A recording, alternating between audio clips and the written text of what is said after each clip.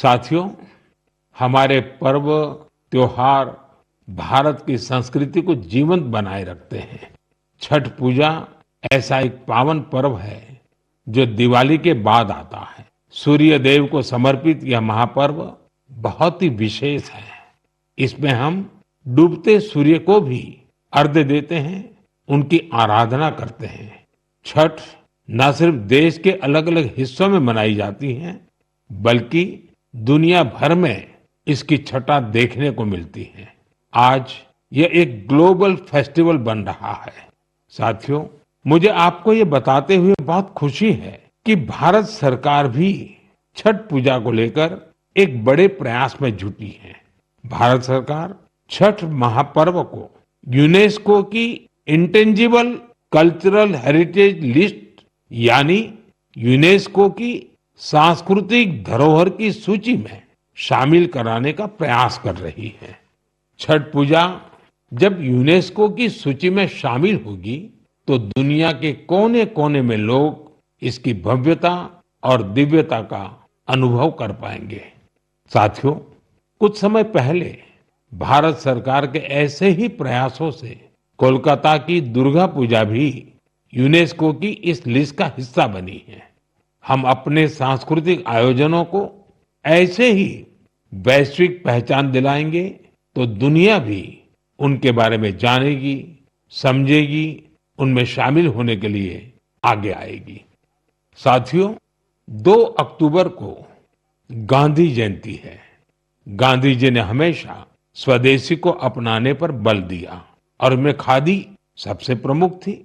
दुर्भाग्य से आजादी के बाद खादी की रौनक कुछ फीकी पड़ती जा रही थी, लेकिन बीते 11 साल में खादी के प्रति देश के लोगों का आकर्षण बहुत बढ़ गया है। पिछले कुछ वर्षों में खादी की बिक्री में बहुत तेजी देखी गई है। मैं आप सभी से आग्रह करता हूं कि 2 अक्टूबर को कोई न कोई खादी प्रोडक्ट जरूर खरीदें। गर्व से कहें, ये स्वदेशी है। इसे सोशल मीडिया पर #वोकल फॉर लोकल के साथ शेयर भी करें। साथियों, खादी की तरह ही हमारे हैंडलूम और हैंडीक्राफ्ट सेक्टर में भी काफी बदलाव देखने को मिल रहा है। आज हमारे देश में ऐसे कई उदाहरण सामने आ रहे हैं जो बताते हैं कि अगर परंपरा और इनोवेशन को एक साथ जोड़ दिया जाए तो अद्भुत परिणाम मिल सकते हैं। जैसे एक उदाहरण तमिलनाडु के याज नेचुरल्स का है। यहाँ अशोक जगदीशन जी और प्रेम साल्वाराज जी ने कॉरपोरेट नौकरी छोड़ एक नई पहल की। उन्होंने घास और केला फाइबर से योगा मैट बनाए, हर्बल रंगों से कपड़े रंगे और 200 परिवारों को ट्रेनिंग देकर उन्हें रोजगार दिया। झारखंड के आशीष सत्यव्रत साहू जी ने जोहार ग्राम ब्रांड के जरिए आदिवासी बुनाई और परिधानों को ग्लोबल रैंप तक पहुंचाया है। उनके प्रयासों से आज झारखंड की सांस्कृतिक धरोहर को दूसरे देशों के लोग भी जानने लगे हैं। बिहार के मधुबनी जिले की स्वीटी कुमारी जी ने उन्होंने भी संकल्प क्रिएशन शुरू किया है। मिथिला पेंटिंग को उन्होंने महिलाओं की आजीविका का साधन बना दिया है।